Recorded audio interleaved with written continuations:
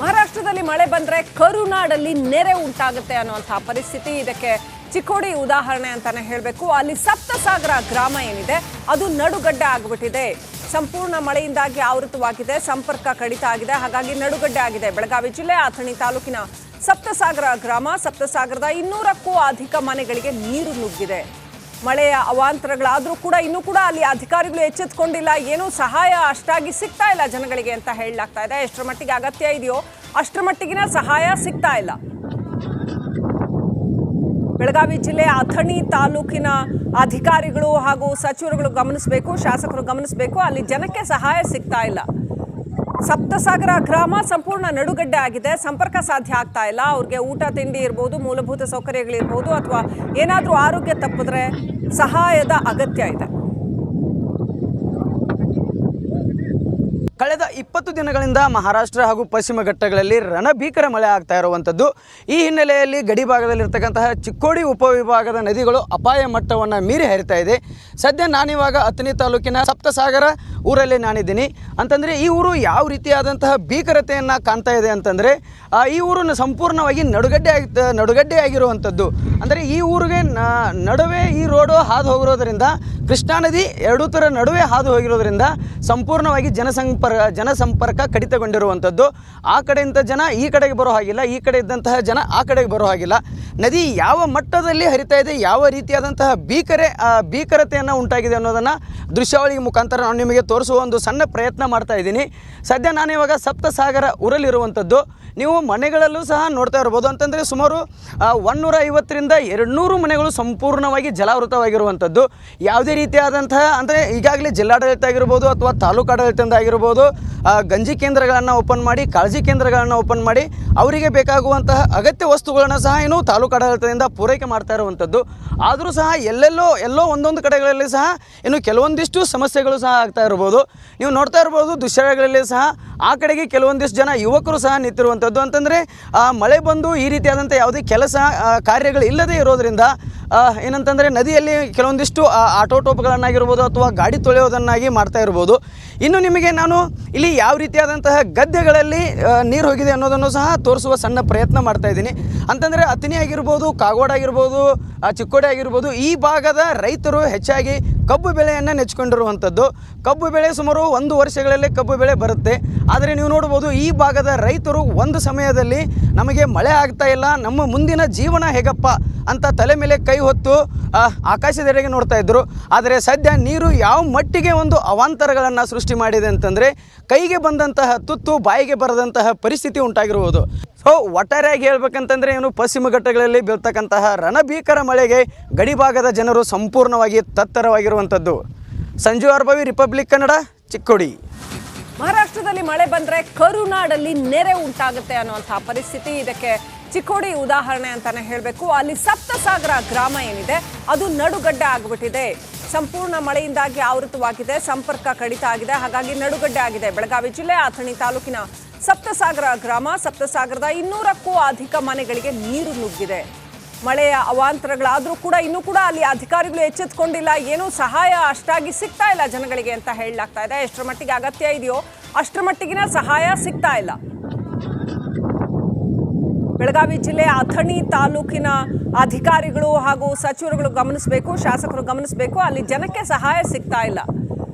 ಸಪ್ತಸಾಗರ ಗ್ರಾಮ ಸಂಪೂರ್ಣ ನಡುಗಡ್ಡೆ ಆಗಿದೆ, ಸಂಪರ್ಕ ಸಾಧ್ಯ ಆಗ್ತಾ ಇಲ್ಲ. ಅವ್ರಿಗೆ ಊಟ ತಿಂಡಿ ಇರ್ಬೋದು, ಮೂಲಭೂತ ಸೌಕರ್ಯಗಳಿರ್ಬೋದು, ಅಥವಾ ಏನಾದರೂ ಆರೋಗ್ಯ ತಪ್ಪಿದ್ರೆ ಸಹಾಯದ ಅಗತ್ಯ ಇದೆ. ಕಳೆದ 20 ದಿನಗಳಿಂದ ಮಹಾರಾಷ್ಟ್ರ ಹಾಗೂ ಪಶ್ಚಿಮ ಘಟ್ಟಗಳಲ್ಲಿ ರಣಭೀಕರ ಮಳೆ ಆಗ್ತಾ ಇರುವಂಥದ್ದು. ಈ ಹಿನ್ನೆಲೆಯಲ್ಲಿ ಗಡಿ ಭಾಗದಲ್ಲಿರ್ತಕ್ಕಂತಹ ಚಿಕ್ಕೋಡಿ ಉಪವಿಭಾಗದ ನದಿಗಳು ಅಪಾಯ ಮಟ್ಟವನ್ನು ಮೀರಿ ಹರಿತಾ ಇದೆ. ಸದ್ಯ ನಾನಿವಾಗ ಅಥಣಿ ತಾಲೂಕಿನ ಸಪ್ತಸಾಗರ ಊರಲ್ಲಿ ನಾನಿದ್ದೀನಿ. ಅಂತಂದರೆ ಈ ಊರು ಯಾವ ರೀತಿಯಾದಂತಹ ಭೀಕರತೆಯನ್ನು ಕಾಣ್ತಾ ಇದೆ ಅಂತಂದರೆ, ಈ ಊರನ್ನು ಸಂಪೂರ್ಣವಾಗಿ ನಡುಗಡ್ಡೆ ಆಗಿರುವಂಥದ್ದು. ಅಂದರೆ ಈ ಊರಿಗೆ ನಡುವೆ ಈ ರೋಡು ಹಾದು ಹೋಗಿರೋದ್ರಿಂದ, ಕೃಷ್ಣಾ ನದಿ ಎರಡೂ ಥರ ನಡುವೆ ಹಾದು ಹೋಗಿರೋದ್ರಿಂದ ಸಂಪೂರ್ಣವಾಗಿ ಜನಸಂಪರ್ಕ ಕಡಿತಗೊಂಡಿರುವಂಥದ್ದು. ಆ ಕಡೆಯಿಂದ ಜನ ಈ ಕಡೆಗೆ ಬರೋ ಹಾಗಿಲ್ಲ, ಈ ಕಡೆ ಇದ್ದಂತಹ ಜನ ಆ ಕಡೆಗೆ ಬರೋ ಹಾಗಿಲ್ಲ. ನದಿ ಯಾವ ಮಟ್ಟದಲ್ಲಿ ಹರಿತಾ ಇದೆ, ಯಾವ ರೀತಿಯಾದಂತಹ ಭೀಕರತೆಯನ್ನು ಉಂಟಾಗಿದೆ ಅನ್ನೋದನ್ನು ದೃಶ್ಯಾವಳಿ ಮುಖಾಂತರ ನಾನು ನಿಮಗೆ ತೋರಿಸುವ ಒಂದು ಸಣ್ಣ ಪ್ರಯತ್ನ ಮಾಡ್ತಾ ಇದ್ದೀನಿ. ಸದ್ಯ ನಾನಿವಾಗ ಸಪ್ತಸಾಗರ ಊರಲ್ಲಿರುವಂಥದ್ದು. ನೀವು ಮನೆಗಳಲ್ಲೂ ಸಹ ನೋಡ್ತಾ ಇರ್ಬೋದು. ಅಂತಂದರೆ ಸುಮಾರು 150ರಿಂದ 200 ಮನೆಗಳು ಸಂಪೂರ್ಣವಾಗಿ ಜಲಾವೃತವಾಗಿರುವಂಥದ್ದು.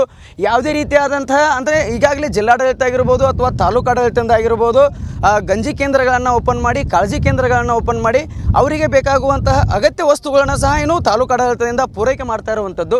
ಆದರೂ ಸಹ ಎಲ್ಲೋ ಒಂದೊಂದು ಕಡೆಗಳಲ್ಲಿ ಸಹ ಇನ್ನು ಕೆಲವೊಂದಿಷ್ಟು ಸಮಸ್ಯೆಗಳು ಸಹ ಆಗ್ತಾ ಇರ್ಬೋದು. ನೀವು ನೋಡ್ತಾ ಇರ್ಬೋದು ದೃಶ್ಯಗಳಲ್ಲಿ ಸಹ ಆ ಕಡೆಗೆ ಕೆಲವೊಂದಿಷ್ಟು ಜನ ಯುವಕರು ಸಹ ನಿಂತಿರುವಂಥದ್ದು. ಅಂತಂದರೆ ಮಳೆ ಬಂದು ಈ ರೀತಿಯಾದಂಥ ಯಾವುದೇ ಕೆಲಸ ಕಾರ್ಯಗಳು ಇಲ್ಲದೇ ಇರೋದರಿಂದ ಏನಂತಂದರೆ ನದಿಯಲ್ಲಿ ಕೆಲವೊಂದಿಷ್ಟು ಆಟೋಟೋಪ್ಗಳನ್ನಾಗಿರ್ಬೋದು ಅಥವಾ ಗಾಡಿ ತೊಳೆಯೋದನ್ನಾಗಿ ಮಾಡ್ತಾ ಇರ್ಬೋದು. ಇನ್ನು ನಿಮಗೆ ನಾನು ಇಲ್ಲಿ ಯಾವ ರೀತಿಯಾದಂತಹ ಗದ್ದೆಗಳಲ್ಲಿ ನೀರು ಹೋಗಿದೆ ಅನ್ನೋದನ್ನು ಸಹ ತೋರಿಸುವ ಸಣ್ಣ ಪ್ರಯತ್ನ ಮಾಡ್ತಾ ಇದ್ದೀನಿ. ಅಂತಂದರೆ ಅತನಿ ಆಗಿರ್ಬೋದು, ಕಾಗವಾಡ ಆಗಿರ್ಬೋದು, ಚಿಕ್ಕೋಡಿ ಆಗಿರ್ಬೋದು, ಈ ಭಾಗದ ರೈತರು ಹೆಚ್ಚಾಗಿ ಕಬ್ಬು ಬೆಳೆಯನ್ನು ನೆಚ್ಕೊಂಡಿರುವಂಥದ್ದು. ಕಬ್ಬು ಬೆಳೆ ಸುಮಾರು 1 ವರ್ಷಗಳಲ್ಲಿ ಕಬ್ಬು ಬೆಳೆ ಬರುತ್ತೆ. ಆದರೆ ನೀವು ನೋಡ್ಬೋದು ಈ ಭಾಗದ ರೈತರು ಒಂದು ಸಮಯದಲ್ಲಿ ನಮಗೆ ಮಳೆ ಆಗ್ತಾ ಇಲ್ಲ, ನಮ್ಮ ಮುಂದಿನ ಜೀವನ ಹೇಗಪ್ಪ ಅಂತ ತಲೆ ಮೇಲೆ ಕೈ ಹೊತ್ತು ಆಕಾಶದೆಡೆಗೆ ನೋಡ್ತಾ ಇದ್ದರು. ಆದರೆ ಸದ್ಯ ನೀರು ಯಾವ ಮಟ್ಟಿಗೆ ಒಂದು ಅವಾಂತರಗಳನ್ನು ಸೃಷ್ಟಿ ಮಾಡಿದೆ ಅಂತಂದರೆ ಕೈಗೆ ಬಂದಂತಹ ತುತ್ತು ಬಾಯಿಗೆ ಬರದಂತಹ ಪರಿಸ್ಥಿತಿ ಉಂಟಾಗಿರುವುದು. ಸೊ ಒಟ್ಟಾರೆಯಾಗಿ ಹೇಳ್ಬೇಕಂತಂದರೆ ಏನು ಪಶ್ಚಿಮ ಘಟ್ಟಗಳಲ್ಲಿ ಬೀಳ್ತಕ್ಕಂತಹ ರಣಭೀಕರ ಮಳೆಗೆ ಗಡಿಭಾಗದ ಜನರು ಸಂಪೂರ್ಣವಾಗಿ ತತ್ತರವಾಗಿರುವಂಥದ್ದು. ಸಂಜು ಅರ್ಬವಿ, ರಿಪಬ್ಲಿಕ್ ಕನ್ನಡ, ಚಿಕ್ಕೋಡಿ. ಅತ್ಯುತ್ತಮ ಫರ್ನಿಚರ್ಸ್ ಖರೀದಿಗೆ ಇಲ್ಲಿದೆ ಅವಕಾಶ. ಮೊಟ್ಟ ಮೊದಲ ಬಾರಿಗೆ ರಿಪಬ್ಲಿಕ್ ಕನ್ನಡ ಸಹಯೋಗದಲ್ಲಿ furniture and life style expo 2024 ಒಂದೇ ಸೂರಿನಲ್ಲಿ ಡಿಸೈನ್ ಸೋಫಾ ಸೇರಿ ಬಟ್ಟೆ, ಫುಟ್ವೇರ್ ಲಭ್ಯ. ನೀವು ಒಮ್ಮೆ ವಿಸಿಟ್ ಕೊಡಿ. Republic Kannada furnitures and life style expo 2024 August 2ರಿಂದ 5ರವರೆಗೆ. ಸ್ಥಳ gate number 5, Kings court, palace ground, Bengaluru.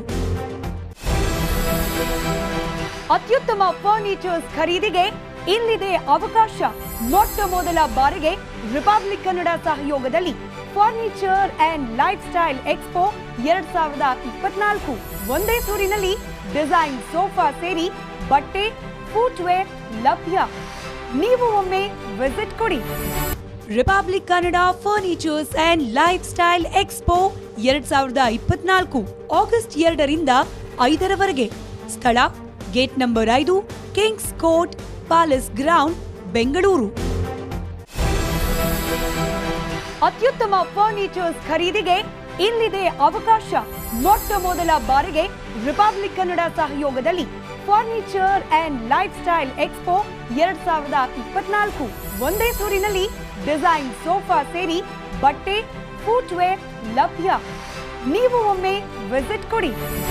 Republic Kannada furnitures and life style expo 2024 August 2ರಿಂದ 5ರವರೆಗೆ. ಸ್ಥಳ gate number 5, Kings court, palace ground, Bengaluru.